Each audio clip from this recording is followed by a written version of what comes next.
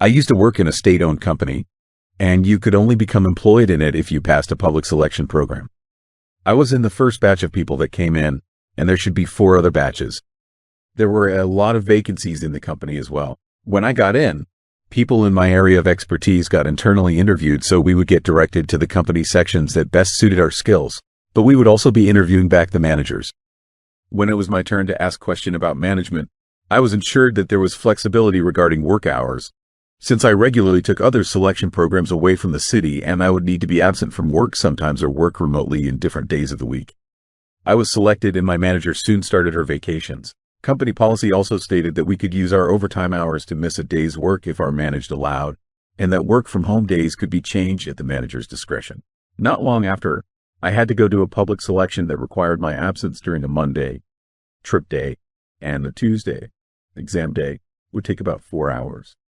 I asked to use all the overtime hours I accumulated so I could miss Monday, and then asked if I could remote work from the hotel at Tuesday, since I had no flights that would allow me to get to work. Also, because my usual work from home would also be a day in which I would have a remote class that was ordered by my manager, I had yet another reason for the change. Since if the class was any other day, I would actually get 2 work from home days. The substitute manager apparently went to check with her before allowing it, and I was told I wouldn't be able to use my overtime to miss 1 work day because of an exception to the company policy I was never told about. You could only actually use your OT hours to miss work during holiday season, and it was written in an internal document of my area. Since I had to do that exam, because it was a much nicer position, I would take a 1-day hit to my paycheck. On Monday, which was the day previous to my exam, my manager, who was taking vacation time, texted me at 10 p.m., right before I was going to sleep, and told me that I was also not allowed to change my work from home day as well, since 1. It would only be allowed on extraordinary circumstances, and having an exam and wasting my work from home day in a remote class wasn't an excuse, and 2. I also would need to ask for it weeks before, no stated reason. I told her those things were not what we discussed during the interview and that it was impossible for me to show up on the next day because there were no flights that would allow me to get to work on time. She also threatened me with a poor review for missing 2 days of work, so I could actually get fired. And even if I wasn't fired, I wouldn't get promoted either. I barely slept because not only I would have a very important exam, but also because if I failed it, I would not only not take the position, but also get fired.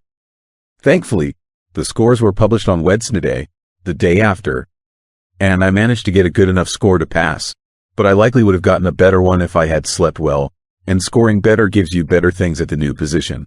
On the next week, she returned from her vacation, and I gleefully told her I was quitting in about 2 weeks because I passed to that much nicer position. She congratulated me and then almost literally went running to HR so she could ask for 1 person to fill my position in the next batches of the new hires. One problem though, a lot of people are not even coming to sign the contract with the company because the pay is not that good given the requirements for the position. So what would be 60 people they could call from the public selection list? Only about 40 are going to come, and I'm the second person in 2 months that was quitting. No one knows when the next public selection process will occur. It might take years for a new one. And here's the revenge part. I told all the people of the next batches that she was a horrible manager and everything she did to undermine me. When she tries to get someone to fill my position, no one will want it, and she is desperate for someone to work under her, because there are a lot of people that are going to retire from the company. My former position is very likely going to stay vacant for a very long time, and she is going to get overworked. And my boss can only blame herself for lying to me about flexibility regarding work hours, threatening to give me a bad review and make me miss 2 days worth of paycheck. Had she allowed me the flexibility I was promised, I would have told everyone how great of a position it was. And to show how much of an asshole she is, in the next week, a coworker, one of the people that are going to retire, asked to change her work from home day because she had to get her dog to the vet because of an emergency. She got the change, even though she asked it on the very same day she would miss work. Sure, getting your dog to the vet is justifiable, but so were my reasons.